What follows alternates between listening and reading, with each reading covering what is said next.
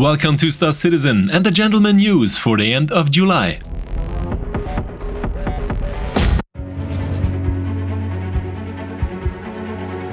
After a few weeks break for Inside Star Citizen, we finally have some news directly from the development. And as usual, we analyze all available information in detail and summarize it for you. This week's focus is on the loot system, which will be released later this year. First of all, we will be able to find and use weapons and armor pieces, for example during exploration missions, at special locations, in the context of combat missions or during special events. These are often items that we cannot buy in the game, so they are only available through the loot system. And after the loot distribution is generated with a quanta system, it is possible that we have to visit a mission or a special place several times to be able to claim a special item for ourselves. Here we find containers of different sizes, which gives information about what kind of weapons, rifles or handguns we can find in them. And of course, it's possible to take equipment from eliminated enemies, which will eventually include enemy players. Once again, we have more depth to play with, as our actions and decisions have more consequence in that we can actively find and capture equipment, but we can also just as easily fall into a trap and perhaps lose the equipment we are carrying. In our analysis, we were able to determine that the different items also come in different degrees of quality. These range from godlike to poor.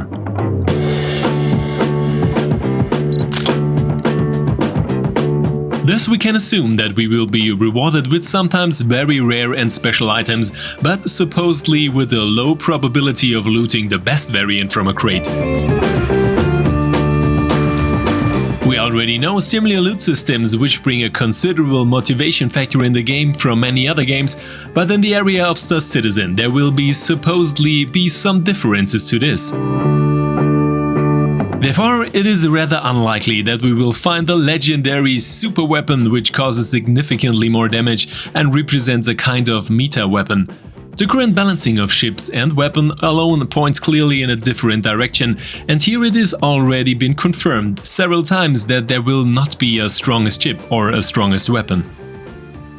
Therefore, it is to be expected that we will receive particularly expensive weapons which are otherwise difficult to buy, in a special and exclusive optical design or with a small exclusive improvement. The new loot containers will be placed at various locations, missions and in the context of events, with the content and scope controlled in the background. Here the focus is on the traceability of the corresponding equipment, after which, for example in a pirate base, corresponding armor and weapons can be found. If this base is taken out and claimed by another organization, we will subsequently find other weapons and armor. Also, the technology level of the environment as well as the prosperity of a system directly influence the loot that can be found. Furthermore, we were able to notice an expansion of the player HUD, after which we also poses a signature on foot analogous to the ships, which is expanded with heat, visibility as well as an electromagnetic value. And of course, also in the medical gameplay area we have already seen an extended display. And of course, the upcoming loot system also brings us the possibility to sell found armor and weapons accordingly, and thus generate a profit and source of income. But also in the area of pirate gameplay, with the new loot system we can use loot in the form of cargo to capture and ultimately sell for profit. Thus the gameplay mechanics are further expanded and we have more opportunities to interact with other players, as well as to receive an additional bonus through already existing missions. However, the question remains open here so far, how the inventory system will change in the medium term, after we must of course also bring along corresponding space for a successful raid in order to also transport our loot.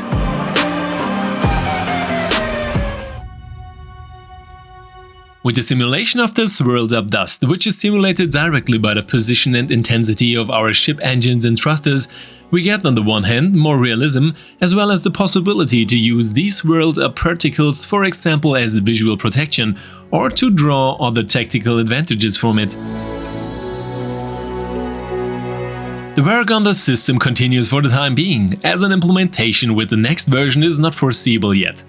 The improvements, compared to a few weeks ago, however, are already clearly visible. The particle system will become exciting as soon as it also has an impact on the scanners or a target detection.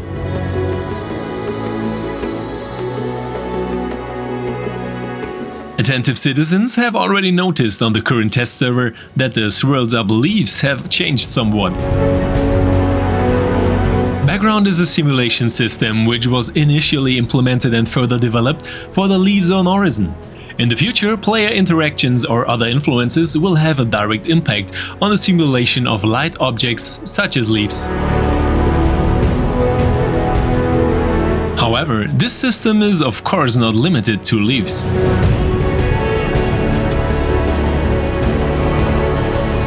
A rather small optical improvement is the detailed and comprehensible representation of hits under fire. It was mentioned that many of these small improvements in the larger context provide a much more realistic and beautiful overall picture. This is not just a graphical change, but an environmental-based change to the system.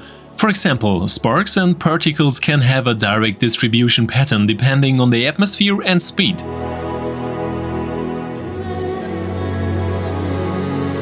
The changes are most obvious in the atmosphere and of course as close to it as possible.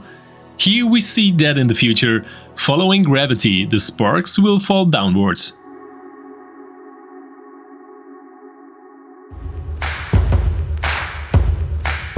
Further, a detonation simulation was shown, which is calculated in different variants and therefore give different detailed results. This is not the destruction of a space station in the persistent universe, but an extensive animation for theaters of war.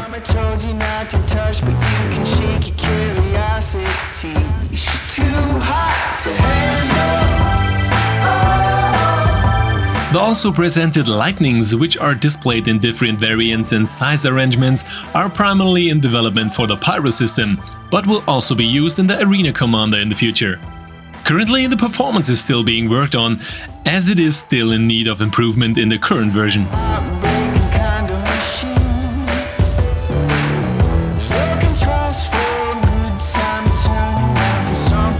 Also significantly improved and expanded compared to the status a few weeks ago is the dynamic fire system, which is based on environmental influences and the material composition of objects behave differently, spread or be fought.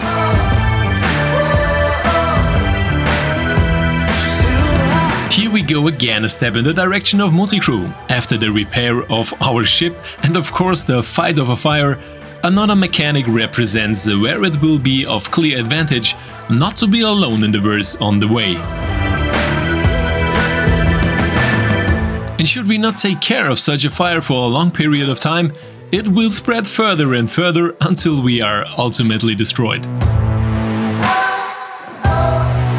So take a fire extinguisher, hire a crew and we'll live significantly longer.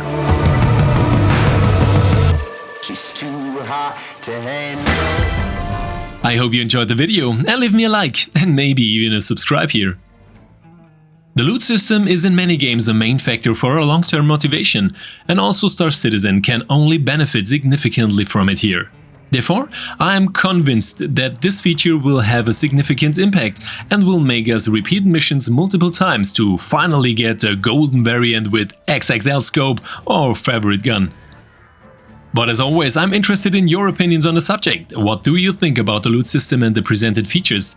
Feel free to write me in the comments, in the Discord or in the almost daily Twitch livestreams. But the most important at the end, a big thank you to all Patreons, channel members and Twitch subscribers. Without you this would not be possible in this form and you are a huge motivation. Thank you for your support, you rock! And of course there will be extensive giveaways again this month. How you can participate and what to expect you can see in the following announcement trailer. I say goodbye, until next time, See you soon, and as always, see you in the verse.